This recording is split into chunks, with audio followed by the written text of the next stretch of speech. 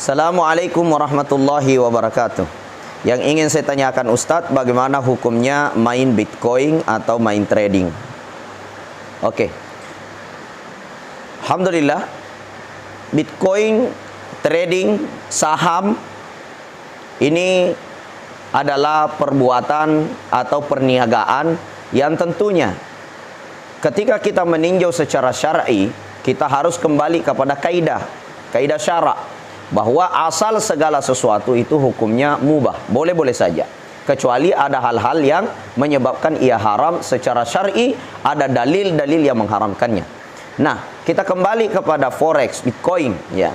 Bitcoin di dalamnya kita lihat apakah ada unsur di dalamnya yang menyebabkan ia menjadi haram, seperti di dalamnya terjadi gharar, sesuatu yang tidak jelas ya. Banyak kita menemukan ulama kita mengatakan Bitcoin itu, forex itu pertukarannya, sell buy-nya itu kita tidak tahu secara pasti, secara jelas.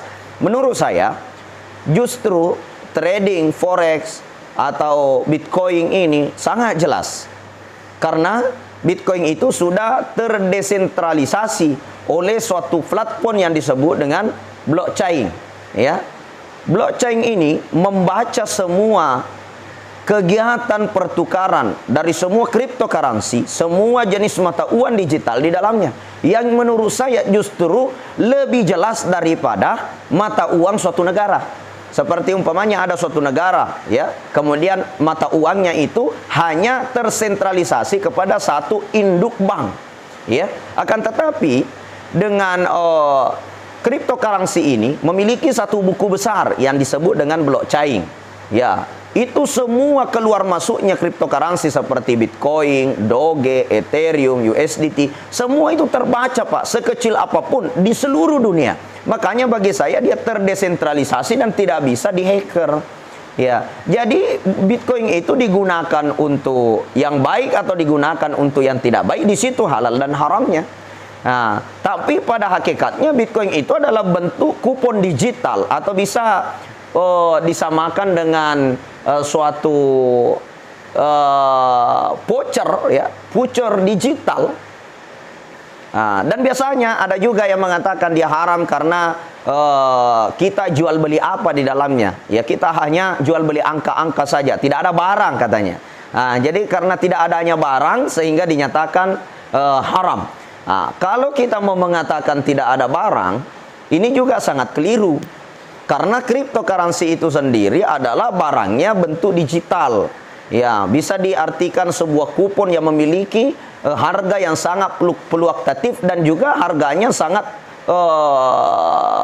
bagus untuk disimpan. Seperti halnya ketika kita menyimpan emas ya, ketika turun harganya kita beli, ketika naik kita jual, nggak ada bedanya ya. Kalaupun dikatakan mana barangnya, kok bentuk angka-angka saja, 1 Bitcoin, 2 Bitcoin hanya bentuk angka-angka. Coba kalau kita ibaratkan seperti pulsa, pulsa itu juga cuma angka-angka ya. Ada nggak barangnya pulsa itu? Nggak ada. Dikirim ke HP hanya 10.000, nilainya 20.000, dipakai nelpon habis. Mana barangnya? Nggak ada. Dia hanya bentuk voucher, bentuk angka-angka saja, bentuk nilai saja. Nah, maka dengan nilai hari ini, perkembangan teknologi, perkembangan zaman, yang mana semuanya serba digitalisasi, maka hakikatnya bagi saya kita harus mencari fakta dulu, di mana letak ketidakjelasannya, di mana bentuknya tidak ada barang. Karena barangnya jelas, memiliki nilai yang jelas, berapa harga 1 Bitcoin, bisa naik dan bisa turun. Apa yang menyebabkan naik sesuai dengan pertukaran masuknya dan pertukaran keluarnya ya. Jadi semua jelas, justru tidak ada yang tidak jelas di dalamnya. Kalaupun dikatakan di dalamnya adalah riba, nah persoalan ribanya itu di mana? Ya, sedangkan kita hanya membeli sebuah voucher atau kita membeli sebuah aset digital yang biasa kita sebut dengan cryptocurrency, yang ada istilah Ethereum, ada namanya e-money, ada namanya USDT, macam-macam. Ada namanya Bitcoin, ada namanya Bitcoin Gold. Ketika kita beli, kemudian kita simpan aset digital ini. Kemudian pada saat harga naik kita jual, harga turun kita beli, di mana letak haramnya dan di mana letak ribanya? Nah, jadi untuk saat ini saya belum menemukan fakta yang di dalamnya yang menyebabkan Bitcoin itu menjadi haram. Karena kenapa? Yang menyebabkan para ulama nasional maupun ulama-ulama internasional menyatakan Bitcoin itu haram karena tidak jelas, maka ketidakjelasannya di mana?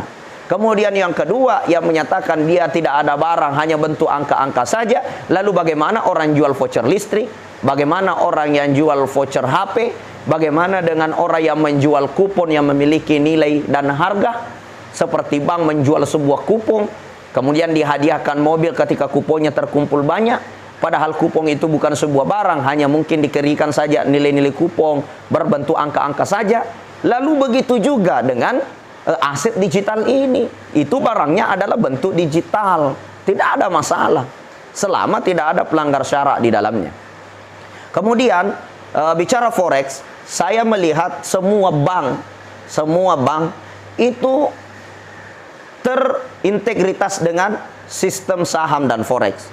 Ya, mengikuti bagaimana perkembangan uang mata uang naik turun seperti euro, dolar, bagaimana pertukaran dari rupiah ke euro, dari euro ke dolar, dari dolar ke euro. Itu semua bank terintegritas situ. Makanya orang semua yang menyetor uang di bank, ya, semua orang yang menggunakan bank sentral, apapun itu, maka mereka semua tergolong daripada orang-orang yang ada indikasi bersama dengan forex. Maka kalau begitu, saham dan forex juga menjadi haram, maka seluruh bank itu ikut berperilaku haram. Kenapa? Karena semua bank terintegritas dengan sistem trading. Maka dari itu bagi saya belum menemukan hal yang bisa menyebabkan forex secara mutlak itu haram, Bitcoin secara mutlak itu haram.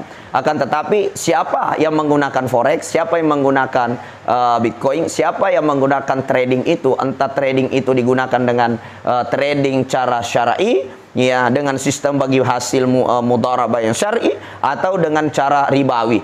Begitupun dengan Bitcoin digunakan dengan sistem alat yang main judi, sistem alat yang sistem yang digunakan untuk geng-geng online yang terlibat dalam maisir, permainan judi, atau digunakan kepada hal-hal yang haram, maka dia menjadi haram, bukan karena Bitcoinnya. Akan tetapi bila digunakan untuk yang baik-baik, disimpan sebagai aset yang berharga, kemudian dijual pada saat naik, kemudian dibeli pada saat turun, saya kira itu tidak ada yang haram di dalamnya. Maka dari itu mudah-mudahan Allah melindungi kita semua dari perkara yang haram, dan Allah Subhanahu wa taala memberikan kita petunjuk sehingga kita tetap berada dalam hidayah, jalan yang lurus, dan kita tetap akan menjadi orang-orang yang diselamatkan dunia dan akhirat, radiyatan mardiyah, ridho dan diridhoi oleh Allah Subhanahu wa taala. Hadanallah wa iyyakum ila sabilis salam.